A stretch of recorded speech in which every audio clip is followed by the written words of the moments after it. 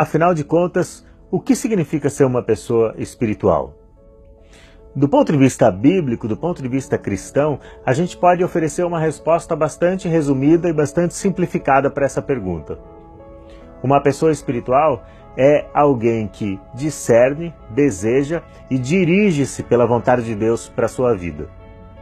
E como é que isso é possível? Como é possível compreender a vontade de Deus, discernir a vontade de Deus, entender o que Ele quer para a gente? E como é possível desejar a vontade de Deus, afinar o nosso coração ao coração de Deus e desejar aquilo que Ele planeja para nós? Mas talvez o mais desafiador de tudo, como é que é possível se conformar à vontade de Deus, se submeter à vontade de Deus e obedecer à vontade de Deus, quando a nossa vontade e os nossos planos vão na direção oposta da vontade e dos planos de Deus? Bom, a gente chegou naquele trecho da oração do Pai Nosso, em que Jesus ensina a terceira petição que os seus discípulos devem fazer a Deus quando vão orar. Primeiro, ele os ensinou a pedir que o nome de Deus fosse santificado. Em seguida, que o reino de Deus viesse sobre nós. E agora, que a vontade de Deus seja feita aqui na terra, assim como ela é feita nos céus. É claro que o que a Bíblia ensina para a gente é que o nome de Deus já é santo, e que Deus já é rei sobre todas as coisas. Da mesma maneira, a gente pode compreender também que a vontade de Deus já está sendo realizada através dos séculos, ao longo de toda a história da criação, desde a eternidade até o fim da história. Então, o que é que Jesus quis dizer quando falou para os seus discípulos orar pedindo que a vontade de Deus fosse feita na terra como no céu? Para a gente compreender essa petição, é necessário que a gente entenda o que significa a vontade de Deus. E a gente pode olhar, por exemplo, para a história do pensamento cristão.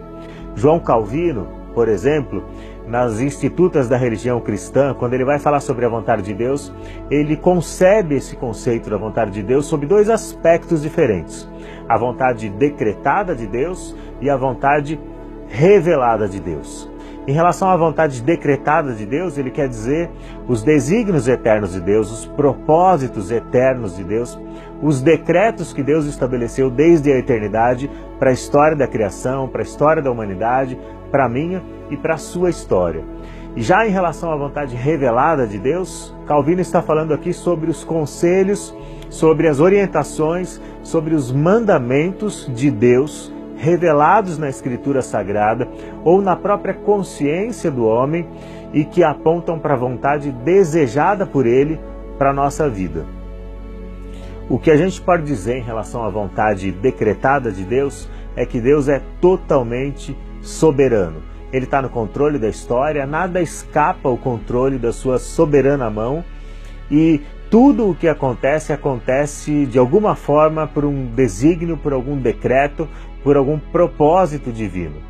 Mas já o que a gente pode dizer em relação à vontade revelada de Deus, ou seja, aqueles mandamentos que Deus revelou na Escritura, como por exemplo, não matarás, não adulterarás, não roubarás, não dirás falso testemunho e não cobiçarás nada do seu próximo, o que a gente pode entender é que o homem é totalmente responsável pelas escolhas que faz, pelas decisões que ele toma e pela maneira como ele reage à vontade revelada de Deus ou desejada por Deus para a sua própria vida.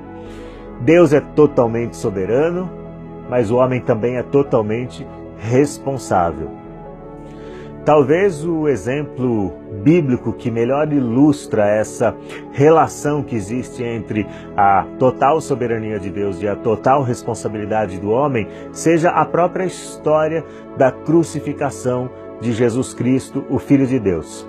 O que a Bíblia diz em Apocalipse, capítulo 13, versículo 8, é que o Cordeiro de Deus, ou seja, o Filho de Deus, Jesus Cristo, foi morto desde antes da fundação do mundo. Ou seja, em outras palavras, o que João está dizendo ali em Apocalipse 13:8 é que antes que Deus dissesse haja luz, Deus já havia dito haja cruz.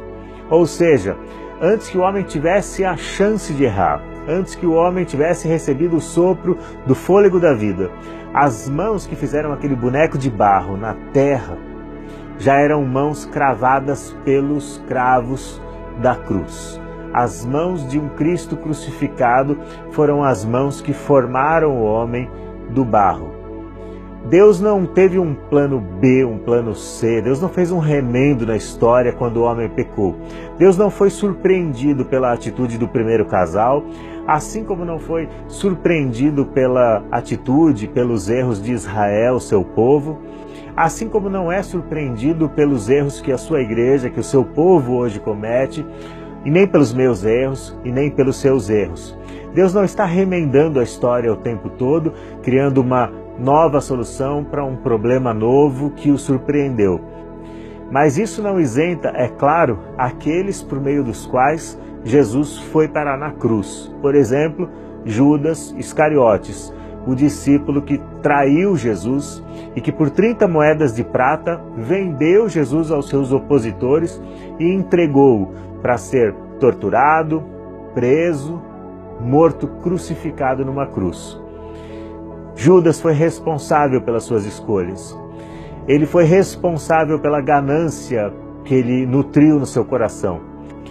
O que a gente pode aprender aqui é que, em relação à vontade decretada de Deus, a gente deve aprender a confiar no Senhor. Eu sei que muitas vezes você se sente perdido, jogado de um lado para o outro pelas contingências da vida, por adversidades que você não esperava, por acidentes de percurso, por tragédias na sua vida pessoal, ou então pela crise econômica em volta de você, pelo desemprego que acabou batendo na sua porta, afetando o orçamento da sua casa, da sua família e comprometendo o bem-estar dos seus filhos ou o seu próprio bem-estar. Às vezes a gente se sente perdido, a gente se sente desamparado. Essa experiência e essa sensação de desamparo devem ser talvez universais. Todo mundo experimenta isso em algum momento. Mas quando a gente olha para a vontade decretada de Deus e quando a gente compreende que Deus é totalmente soberano na condução da história, a gente deve aprender a confiar nele. Deus tem a nossa história nas suas mãos. Deus tem sob o seu controle cada coisa que nos acontece. E Ele irá cumprir seus desígnios, seus decretos e seus propósitos para a gente. A gente não precisa entender o que Deus está fazendo, até porque, em relação à vontade decretada de Deus, a maior parte das ações divinas, assim como seus desígnios e propósitos, são escondidos da gente. Eles são secretos porque Deus não necessariamente precisa revelá-los para a gente, porque Ele conduz a nossa história independentemente da gente saber ou compreender o que Ele está fazendo ou por que Ele está fazendo. Mas em relação à vontade revelada de Deus para a gente, aquilo que Deus colocou na Escritura e aquilo que Deus tem plantado também na nossa consciência, o que a gente pode dizer é que a gente precisa aprender o caminho da obediência, o caminho da submissão. Em relação à vontade revelada de Deus, o que a gente precisa é de humildade. A gente precisa reconhecer que depende de Deus para fazer aquilo que a gente já sabe que tem de ser feito. A gente precisa se arrepender diariamente e precisa diariamente fazer uma conversão dos nossos caminhos para os caminhos de Deus, da direção que nós queremos dar para a própria vida e da direção que Deus quer dar para a nossa vida, para a nossa história, para a nossa existência. Confiança e obediência, ou a gente poderia chamar de fé e fidelidade. Aliás, essas duas palavrinhas que correspondem à mesma palavra que aparece no Novo Testamento, a palavra grega para fé. Fé e fidelidade são dois aspectos de uma mesma substância. São dois aspectos de um mesmo elemento. Porque ter fé em Deus, confiar em Deus, também deve resultar em ser fiel a Deus, em obedecer a Deus, confiar nele a ponto de seguir as suas orientações, as suas recomendações. Confiar nele a ponto de compreender que aquilo que ele quer para nós é muito melhor daquilo que nós queremos para nós mesmos. E que aquilo que nós queremos para nós mesmos, quando não está em conformidade com o que Deus quer para a gente, será incapaz, será insuficiente para satisfazer os anseios do nosso coração e a nossa necessidade de autorrealização. Só existe felicidade, só existe autorrealização dentro da obediência à vontade de Deus.